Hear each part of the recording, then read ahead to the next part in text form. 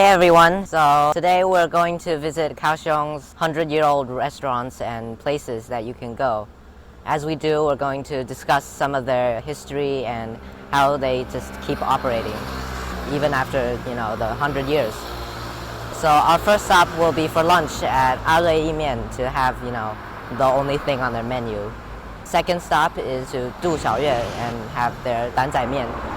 And our third stop is to Liande Tang to have a cookie. We can discuss some of their history, their owners, their sort of lineage. And yeah, hopefully you can go too whenever you have time. I really hope you enjoy this video. So that's about it. Bye.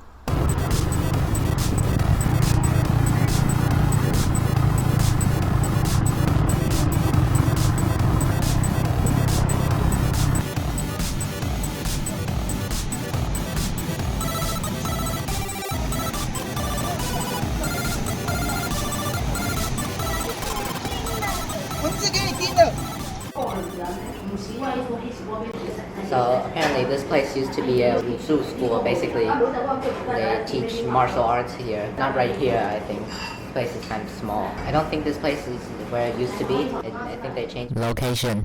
But it's still a small restaurant like it always was. This place is like 102 years old. It's pretty interesting if you ask me.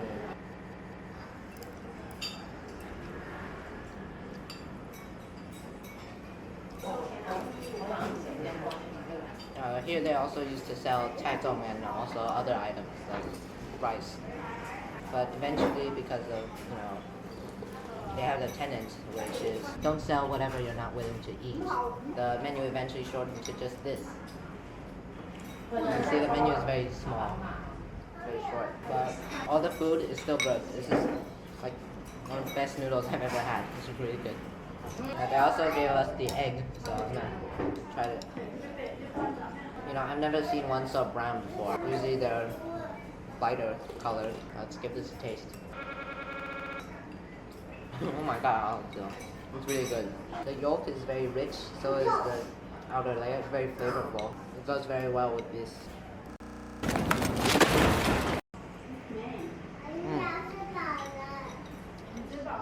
Tasty. They also sell wontons here actually. I can't show it because of soup. They also sell wontons here, but this has soup and I don't want to spill it everywhere, so I'm not going to show you. I'm going to take a picture later. Forgot to take the picture. I can't really describe it to you. You just have to eat it for yourself. Sorry. But look at this. At the time, I couldn't think of anything to say, so leave it up to me to fill in the rest, and I'll drop in every now and then to speak. First things first, the wonton soup. As is common in Taiwan, soups are often very light and help to keep things fresh, and I think this soup achieved that perfectly. And also, their wontons were meaty and the outer layer was thin, added texture to the whole soup. Great for appetite. Secondly, the history. Like I said earlier in the video, they used to sell taizong, aka rice dumplings, as well as braised pork rice. But that was about 2 generations ago. Otherwise, there either had to be leftovers, nobody likes leftovers, or you had to make the customer wait while you made more rice.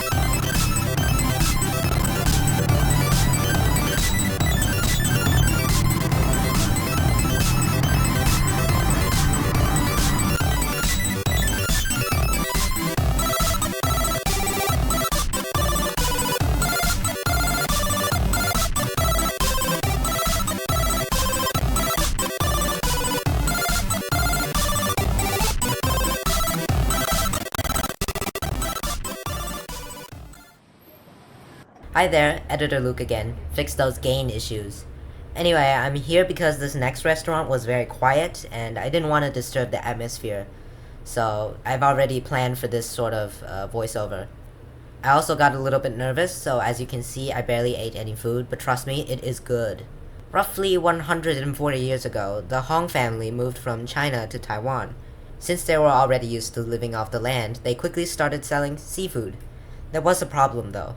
You see, between the months of April and September, there were typhoons and thunderstorms and whatnot blasting through the coast. These months of poor income for any business are known as Xiao Yue, which are directly translated to small month. During these Xiao Yue, they would open up a 煮蛋 business for selling raw ingredients. It was even smaller than a food stall. Basically, you carried a stick of bamboo, hung two baskets on either side for balance, and sold the ingredients directly. Eventually, their 煮蛋 business outgrew the seafood business, and so in 1895 they opened up a restaurant known as 杜小月, which in English means through the small months, or the Xiao Yue mentioned earlier. Anyway, the restaurants multiplied and were famous for their Danzai面. It was meant to be a well-balanced yet small bowl of noodles, shown right there on the screen. It even had specialized instructions listed here on the wall. The walls also held pictures and stories of the restaurant's long history, which I will not get into, but there's a very good book about it.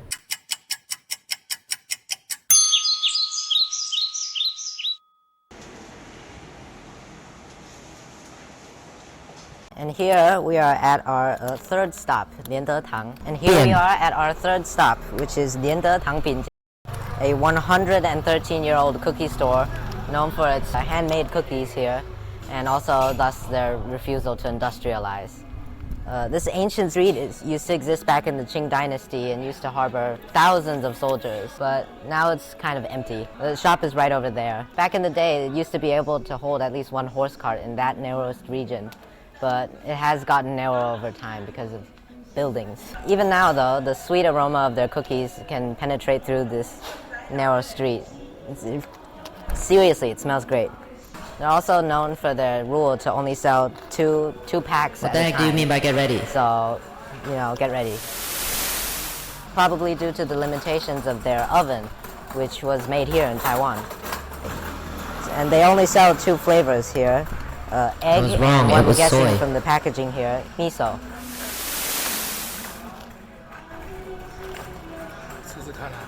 Alright.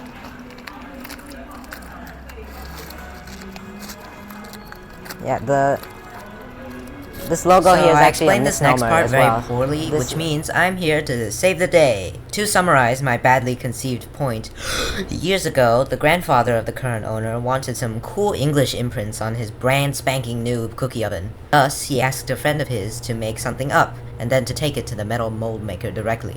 And so he did. The grandfather himself wasn't sure what the imprint meant until a professor came by, realizing it was literally just the Romanized name of the store, and the mountains were actually diacritics for the Taiwanese language. So, To paraphrase the great Greek titan Epimetheus, I probably should have just used my back teeth.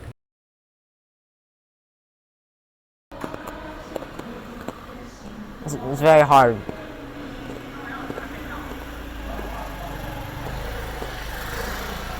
Really good. Very sweet. Tastes like eggs.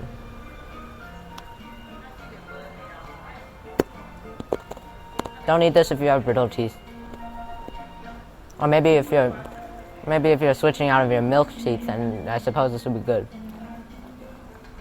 This is Yummy. so damn bad. This scene is so awful. It's just awful. It's just Hey there.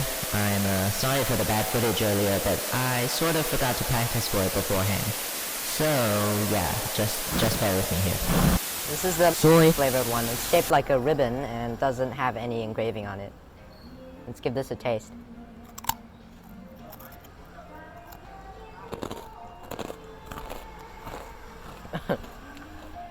It's very savory. Tastes like soy sauce, actually. Apparently it's not miso flavor, it's soy.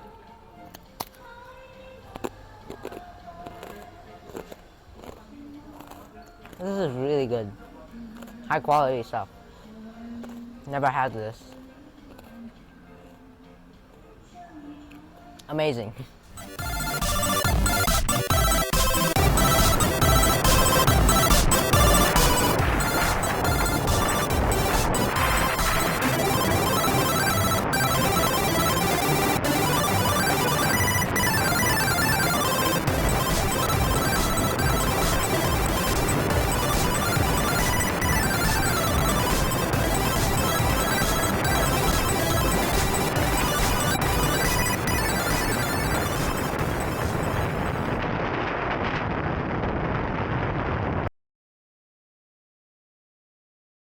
Anyway, we're at the Golden Coast. It looks very beautiful.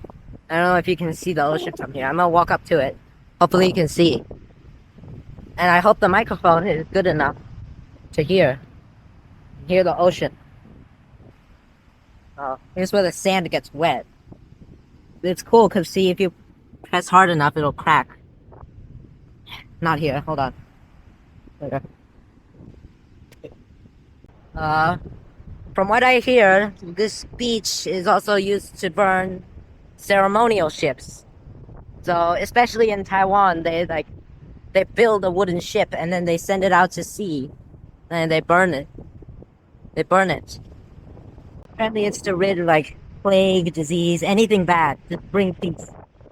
Okay, so it seems like the wind noise is too much for CapCut to process, so I'm going to finish this quickly. From the start and to the end of July in the traditional Chinese calendar, the Guimen, translated as Ghost's Gate, will remain open. During this time, a ritual will be held by burning a huge wooden ship, known as the King's Boat, as an offering to the ghosts, to ward off illness or famine or anything bad at all. Overall, this trip was very fun. Highly recommend.